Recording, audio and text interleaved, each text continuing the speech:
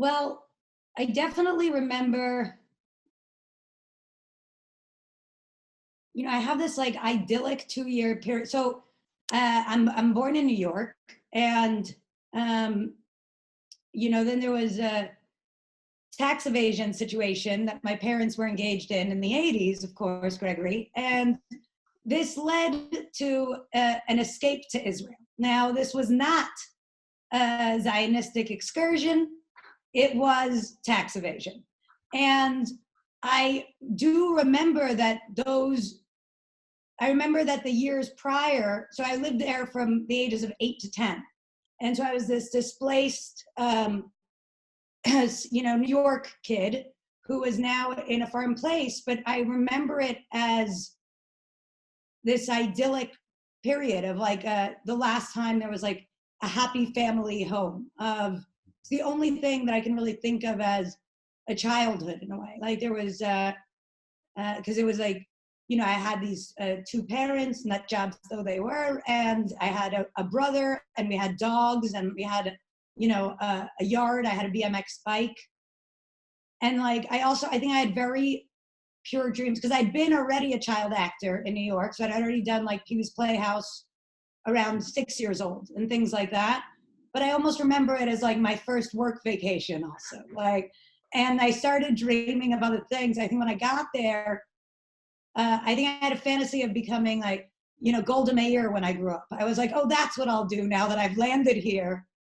So I remember that was kind of like it sort of was changing. The first movie I ever did, I was an extra, Mike Nichols' Heartburn, Nora Ephron, and that's a dog. I don't know where it's coming from. Jack Nicholson and Meryl Streep. So I think in my mind, I was like, oh, am I trying to be Jack Nicholson when I was like 6? But by the time I was 8, I was like, no, I should be Golda Meir. And then divorce hit, me and my mom back in the city, single mom, scholarship kid. And then I was like, oh, I see. I'm just kind of like a workhorse. That dream is dead. Now I got to make it in showbiz and make a living for these people.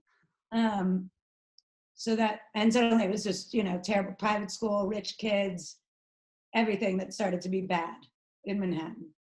So I remember that as like the sort of the best, like just like a BMX bike. I had a Rottweiler named Heidi who would like, chase me as I would like ride my BMX bike to the Greek aqueducts in Caesarea where we lived.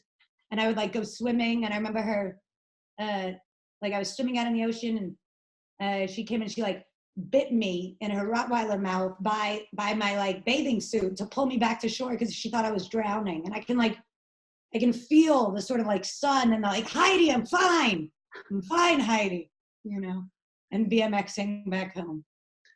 I don't know. I mean, the ones that are, by the time I'm a teenager, they're like vivid. They're coming at you fast and they're sort of obvious, like, Fassbender, Fellini, and they're kind of all, the usual suspects. I guess when I'm really little, I remember being into like Carol Burnett and Tracy Ullman. I remember liking them. And during this period in when I was living in Israel, so this is like 88 to 90, I think they'd left, my father was a boxing promoter, but like very, very low level. He was really just a con artist, but he had gone there with this dream of becoming the Don King of Israel. And he was going to bring Mike Tyson to the Tel Aviv Hilton. And so the movies that we had, of course I spoke English, not Hebrew, though I learned enough. But the movies that we had in the house, therefore, were these very macho movies, which is why I kind of have this sort of, tough guy sort of pseudo exterior that is unintentional. Because during that time, I would really just watch these few VHS tapes that were, Scarface, Rocky, The Godfather, and oddly, A Fish Called Wanda, Francis, with Jessica Lange getting a lobotomy, and then this movie called It's Alive, Baby Carriage. So I would watch those over and over. Wow. Say, almost entirely. And Yeah, and I think that I'm also so deeply untrained at every level. You know, I'll just tell you guys about my college education. I was in early admission to Tisch to be a double major at film and philosophy. It's not Yale, I know. And it was the only school I applied to. And then it was expensive, so I dropped out and I went to the film forum instead. So I'm basically, there was some sort of a deal I'd arranged where I was going to get my senior year credits at my freshman year at Tisch. Uncompleted, so I'm basically a high school dropout. And so as a result, I think everything is self-taught and therefore, whether intentionally or not, self-referential in some way.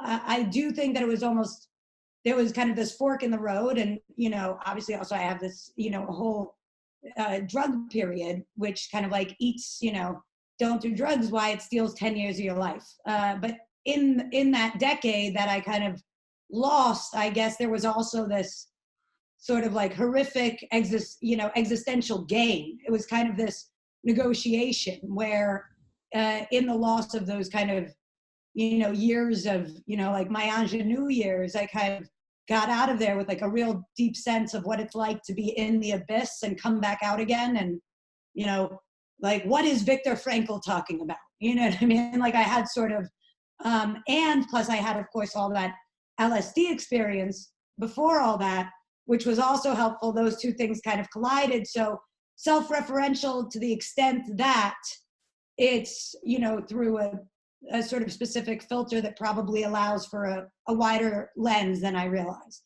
I think by that I would say that it means that my world was probably not as small. I would say my advice, I guess, would be to omit the drug part, but do try to get a sort of wide swath of life experience, meaning as a result, I'd sort of seen a lot of high and low of the scales of life, meaning, I'd spent times in, the tombs in Manhattan, like being arrested and stuff. And I'd spent time sort of, going to movie premieres and sort of everything in between. So I'd had my Rolodex of reference was pretty, large, of like, from the tents of downtown Los Angeles to kind of, high points of sort of like, ego and sort of like, swirling drinks and paparazzi. So I think that was all sort of helpful as I emerged against my will into adulthood.